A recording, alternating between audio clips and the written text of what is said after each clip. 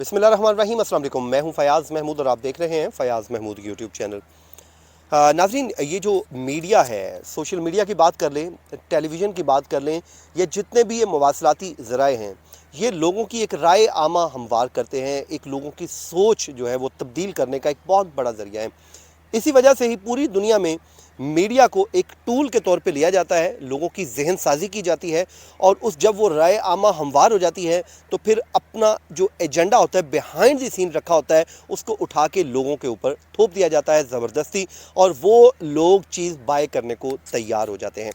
यही वजह है कि मीडिया में अक्सर आप देखा होगा कि ड्रामों में ऐसे कंट्रोवर्शियल किस्म के आइडियाज़ को लाया जाता है, उनको उसके ज़रिए डिस्कस किया जाता है, और उसको डिस्कस करने के बाद एक लोगों में डिबेट जनरेट कर दी जाती है, ताकि एक लोगों में उस मामले पे जो है डिबेट आए।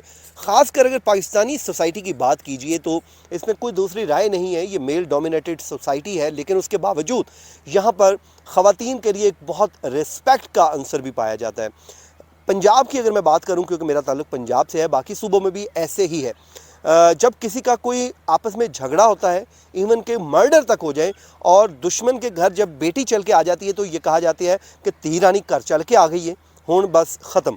तो यानी कि ख़वातीन को इस लेवल तक रिस्पेक्ट दी जाती है। लेकिन ज़ाहिर है, गैरत के नाम पे कत्ल भी इसी सोसाइटी में होते हैं, और ख़वातीन जो शादीशुदा होती हैं उनको जुल्म और सितम का सामना भी इसी सोसाइटी में करते हुए हमने देखा है, क्योंकि पांचों उंगलियां बराबर नहीं हो सकती। इसमें जुराइम भी हैं, गलत भी है, ठीक भी है। लेकिन अब एक ड्रामा है तेरे बिन, उस ड्रामे में तो बगैरती की तमाम हदें अबूर की गई हैं। मैं ये समझता हूँ कि उसमें उस टॉपिक को डिस्कस किया गया है, और उस टॉपिक को डिस्कस करते हुए ताकि लोगों की राय आमा बनाई जाए। वो क्या हुआ है वो मेरे साथ बात करेंगी हिना चौधरी, हमारे साथ मौजूद हैं। हिना, आपका बहुत बहुत शुक्रिया। सबसे पहले ये ड्रामे का आप थोड़ा सा हमें बता दीजिए कि ये हुआ क्या है, और इसका आपको पर्पज़ क्या समझ आ रहा है। मुझे तो एक वो एजेंडा सेटिंग, हमने थ्योरी पढ़ी थी मीडिया की, मुझे तो वही समझ आ रही है, इसके अलावा मुझे तो कुछ समझ नहीं आ रहा उसमें। अच्छा, बात यह है कि ये जो ड्रामा है जियो का, ये पॉपुलर ड्रामा और एक लव स्टोरी पे बेस है, ठीक है। तेरे बिन और मुर्तसिम और मीरब की लव स्टोरी बीच में हया एक विलन के तौर पे दिखाई गई है। अच्छा, इस ड्रामे की पॉपुलैरिटी बढ़ती जा रही थी। जब भी एक एपिसोड ऑन एयर होती थी, उसके बाद दूसरी तीसरी, तो ये वो ड्रामा था जो एक बड़ा थ्रिलिंग बन गया, और इसके एपिसोड का वेट किया जाता था। इंडिया में भी आप यकीन जानें कि अभी ये ड्रामा बहुत मशहूर हो चुका है। इस कंट्रोवर्सी जो चीज़ आई है, अब कंट्रोवर्सी पैदा क्या हुई। इनिशियली व्हेन इट स्टार्टेड तो यमुना, क्योंकि हमेशा से बड़े अपने एक डिफरेंट किस्म के कैरेक्टर्स के लिए जो वो प्ले करती हैं वो मानी और जानी जाती हैं। उन्होंने अपने इंटरव्यू में एक बात की थी, वो मैं कोट करूँगी। वो कह रही थी कि मैं जब बहुत मुख्तलिफ कैरेक्टर्स करती हूँ जो बड़े डेयरिंग होते हैं, तो फिर मैं एक ड्रामा ऐसे कर लेती हूँ क्योंकि हमारे यहाँ बहुत ज़्यादा लोगों की एक्सेप्टेंस है और वो इसी कैरेक्टर में देखना चाहते हैं। हमारे बहुत सारे हीरोइन जो शोहरत की बुलंदियों तक पहुँची हैं, तो उन्होंने कोई love story angle type drama किया होता है जिससे लोग बड़े इमोशनली कनेक्ट करते हैं और फिर उनको पॉपुलैरिटी मिलती है। तो यमुना ने कहा कि मैंने ये स्क्रिप्ट सिर्फ इसलिए एक्सेप्ट किया था कि मैं इतनी डेयरिंग ड्रामा करती हूँ, लेकिन उनकी एक्सेप्टेंस के लिए, for my audience and my fans and my lovers, कि मैं ये ड्रामा करूँ उनकी खुशी पे। अब वो ड्रामा मकबूल हुआ एन मुताबिक, जैसे सोचा था वो सारे उसकी एडवर्टीज़मेंट ऐसे ही हुई, और देखते देखते ड्रामे में कुछ ऐसे सीन्स थे।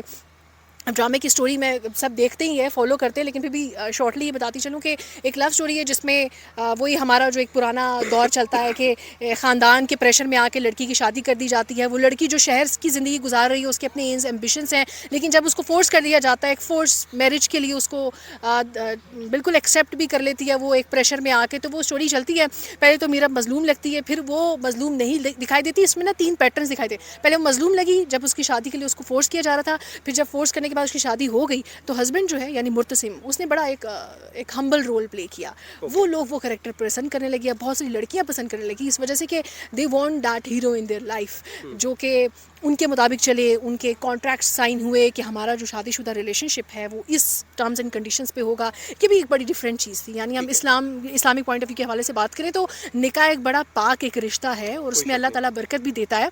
तो आप उसमें कैसे टर्म्स एंड कंडीशन अपनी तरफ से रख सकते हैं। लेकिन मीरब ने ये स्टार्ट किया ये कंडीशंस वाला चीज़। जब फैमिली को पता चला तो उन्होंने इस चीज़ को बड़ा निगेट किया कि ये कैसे हो गया।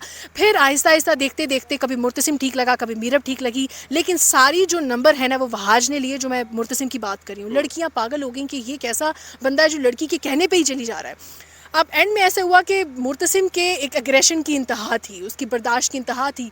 वो लास्ट एपिसोड जो जहाँ से कंट्रोवर्सी असल में शुरू हुई, वो मैरिटल रेप पे जाके ख़त्म हुआ। उसकी जो पॉपुलैरिटी थी, तो लोगों का रिएक्शन आया उस एपिसोड पे, और ये नेशनल टीवी दिखा रहा है। हाँ, ये दिखा रहा है। बहुत सारे हम देखते हैं जो सीन्स को सेंसर कर दिया जाता है, एक रिव्यू करते हैं ड्रामा को, मूवी को, वो इसलिए क्योंकि हमारी सोसाइटी देखें, इस्लामिक सोसाइटी, उसके मुताबिक हम कहते हैं कंटेंट चलाया जाए। तो उसमें कुछ रोमांटिक सीन्स को वैसे भी बहुत सारे ड्रामों में से निकाल दिया जाता है। शूट वो होते हैं लेकिन निकाल देते हैं कि लोगों को नहीं दिखाने।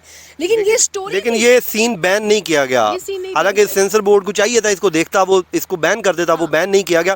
क्या फिर बैन हो सकता है आगे? हाँ, बैन नहीं, वो कुछ एडिट कर रहे हैं और एडिट ज़रूर करेंगे। वो एपिसोड्स में जितना रिएक्शन, जितना फ्लैशबैक आया ना, उस पर वो ज़रूर एडिट कर रहे हैं। एडिट करने पे भी उनको तनकीद का निशाना बनाया जा रहा है। यहाँ पे जो वैलिड पॉइंट है ना, जो डिस्कशन के काबिल है जो पॉइंट, वो मुझे ये लगता है कि हम आवाज़ उठा उठा के थक जाते हैं।